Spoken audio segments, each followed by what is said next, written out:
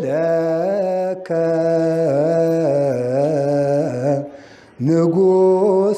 ንጉሥየ ወአምላኪየ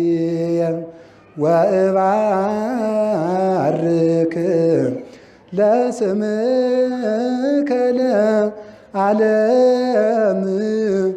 ወለዓለመ ዓለም ሲሉ አቤቱ አልየእለከ ንጉሴ ወአምላኬ አምላኬ ኢየሱስ ክርስቶስ ሆይ ከፍ ከፍ አደርግሃለሁ የሚለውን ቅዳሴ መጨረሻ ላይ ህዝቡ ቆርቦ ሲያበቃ ሲመለሱ አልየእለከ ሲሉ በሉ ቅድም የቆረጥነውን ሰውዬ አንገቱን ቀጥሉት ሲሉ አልየእለከ ከፍ ከፍ አደርግሃለሁ ሲሉ የሞተው ሰውዬ ከፍ ብሎ እንደገና ተነሳ ማለት ነው።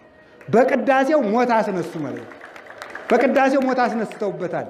ያኛውም ካህን ተማረበት ማለት ነው። ለባልንጀራ ማታዘን እና ሴቶችም የካህን ሚስት መሆን ማለት ከሌሎች ሴቶች የበለጠ መስቀል መሸከም ክብሩም በዚያው ልክ ማለት ነው።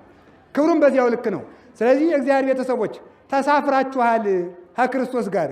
ባል ማንን ይመስላል? ክርስቶስን። ሚስት ማን ትመስላለች? ቤተ ክርስቲያንን።